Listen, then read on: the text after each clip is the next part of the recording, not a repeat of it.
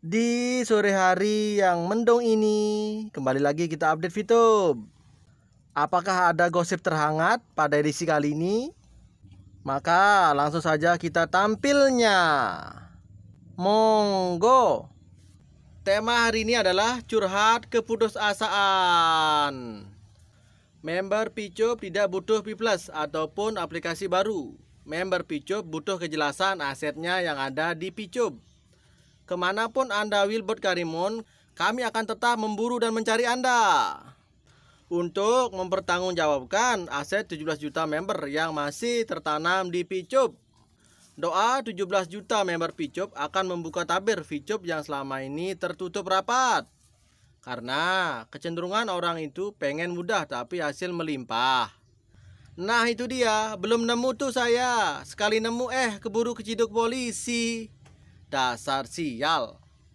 Untuk hal yang terbaik dalam hidup memang ada harga yang harus dibayar. Perlu dipahami bahwa money game tak akan bisa menjadi bisnis. Karena money game adalah penipuan. Dan VTube adalah money game karena hanya muter-muter uang member. Dan yang gabung belakangan pasti menderita kerugian. Dalam hal ini yang deposit atau fast track. Yang perlu dicatat bahwa VTube tidak pernah membeli PP. Yang beli PP adalah member-member yang fast track. VTube malah menjual PP ke member yang kena iming-iming fast track. Sudah banyak buktinya. By the way, PP kapan cair? Cair palan dasmu. Buru-buru cair. Login aja kagak bisa. Gimana mau cair, sayang? Biasanya orang kalau suka main APK money game pasti larinya ke money game lain.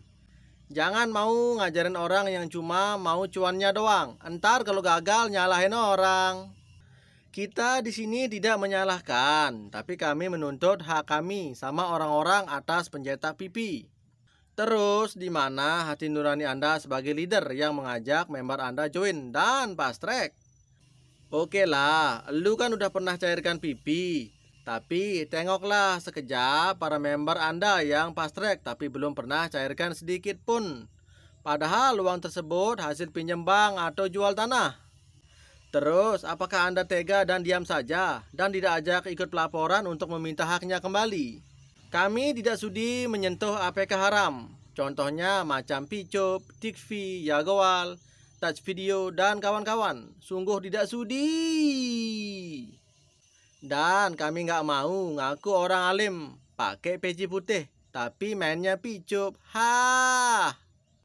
Heran ya, kok ada orang katanya kiai, gus, ustadz, padahal nggak taunya mainannya money game. Payah. Terus mau jadi sok pahlawan mengonkan VTube, kan goblok mereka. Saudara-saudara setanah air, semangat-semangat. Ayo semua bersatu ikut dalam pelaporan tahap 3. Gasken. Sedih aja, mau ikut lapor tapi lupa data akun saya sendiri. Padahal ikut fast track di 2 akun pula. Sekarang masih nyari barang bukti. Mudah-mudahan ketemu. Saya pribadi fast track 10 juta. Ibu saya fast track 5 juta lebih. Nah, bapak saya fast track 5,5 juta. 4,5 jutanya ke VTube dan 1 jutanya ke P+. Akun pacar saya fast track 1,5 juta. Akun adik saya yang nomor 2 fast track 200 PP. Dan adik si bungsu fast track 1,5 juta. Waduh, kok jadi fast track semua? Jadinya keluarga fast track dong. Sungguh terlalu. Sayang ya, di sini nggak bisa main stiker. Seru tuh buat mainin si Sukirman. Kali-kali aja biar dianya kapok. Kan kemarin si Sukirman sudah disumbat mulutnya. Jadi nggak bisa ikutan nimbrung lagi di chat. Paling juga melongo doang, lihat-lihat dari atas terus auto keluar deh. Si Sukirman keluar sendiri. Tak tahan leadernya nampak di YouTube suaranya. Yang sebelumnya Sukirman dibisukan karena chatnya melebihi alinea dalam Undang-Undang Dasar 45. Di sini tempat untuk info dan menimba ilmu digital dari para orang-orang yang berpengalaman. Sebab saya sendiri juga berusaha mencari ilmu, belajar memahami dari siapapun di sini yang sudah berpengalaman. Puisi entum, Biarlah jauh dari pandangan, daripada dekat penuh siksa. Biar berduka, biar melara, dari sengketa sepanjang masa. Janganlah engkau harap, ku menghambakan diri. Nanti kau tahu artinya sepi, bagaikan pisau mengiris hati. Nanti kau tahu artinya rindu, bagai tersusuk duri sembilu. Batin akan tersiksa, jasad pasti merana olehnya. Tamat. Ketagihan judi online gak akan pernah bisa menjadi kaya.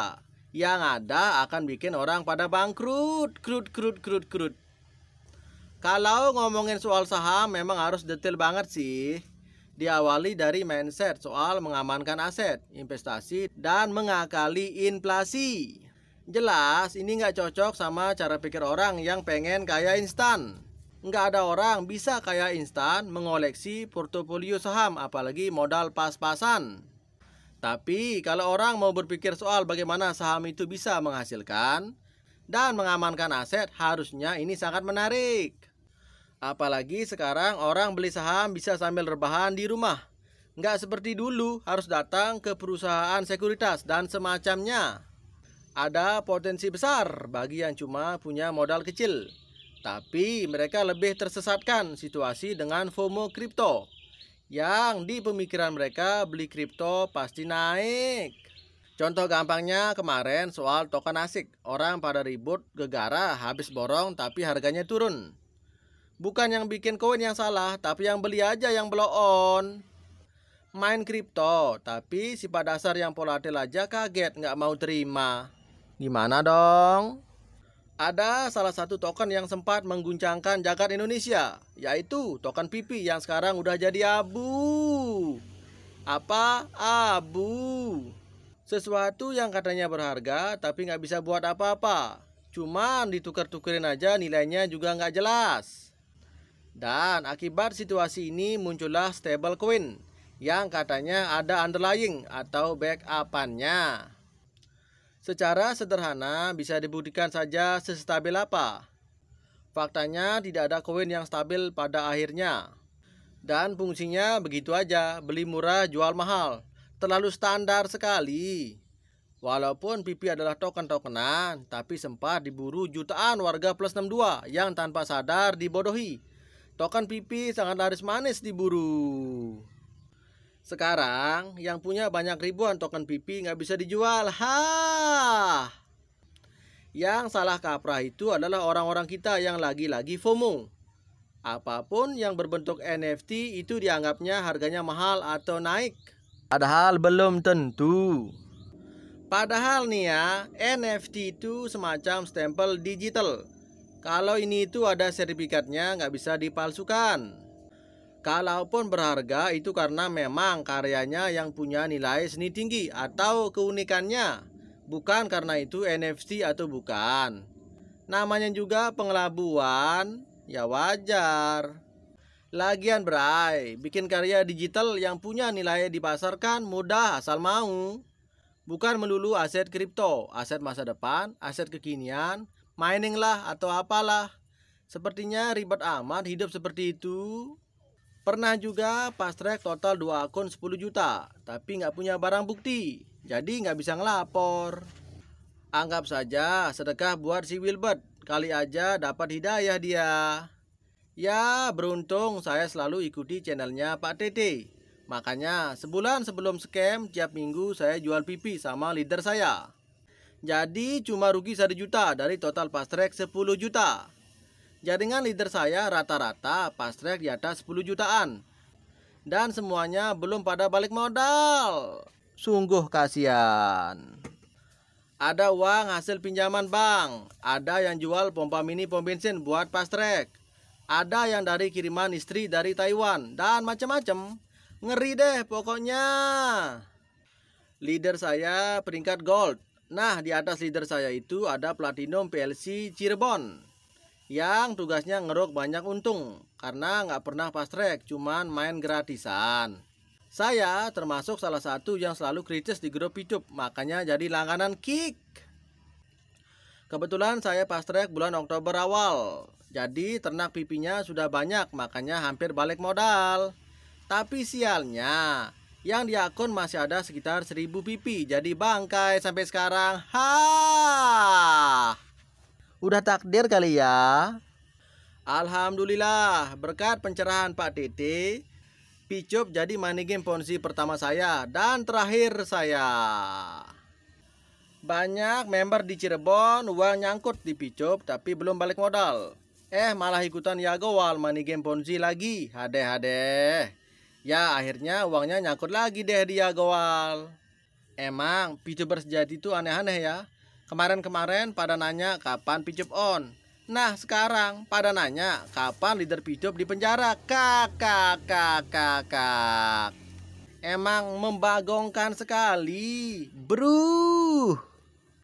Lepas dari itu semua, semoga penyidik-penyidik yang ada di Bareskrim segera menciduk nama-nama tersangka yang sudah dilaporkan. Pak Eman harus bisa cari dukun yang bisa melipat gandakan uang, biar stok uang buat bayar pipi member nggak habis-habis. Impossible kalau itu sih. Nah itu dia, sayangnya tidak ada dukun yang bisa melipat gandakan uang. Makanya Picup on terus, nggak pernah on. Orang yang kemarin bilang e-commerce kemana sih ya? Sebenarnya gimana sih orang itu? Lawong Kiai Haji kok dihubungkan dengan perdukunan? Ya nggak masuk akal lah. Yang nggak enaknya beliau itu kan mencatut nama PBNU.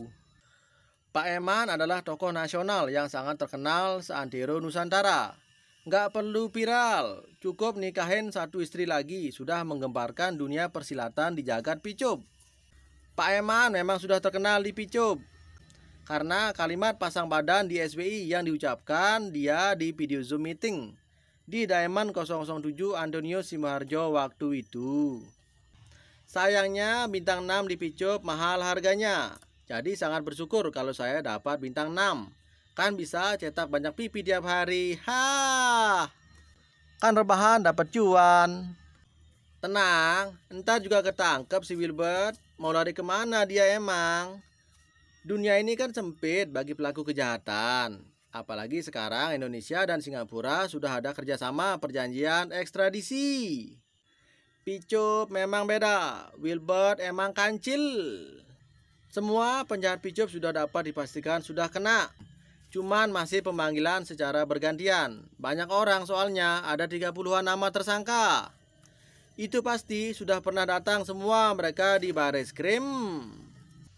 Selain mereka siapa lagi? Jack gue gimana? Jack God itu cuman apa sih? Kan dia boneka aja. Mr. Jack God sebagai tameng aja. Ibarat rumah dia tampak depan. Dengkornya Picup ada di Indonesia malahan.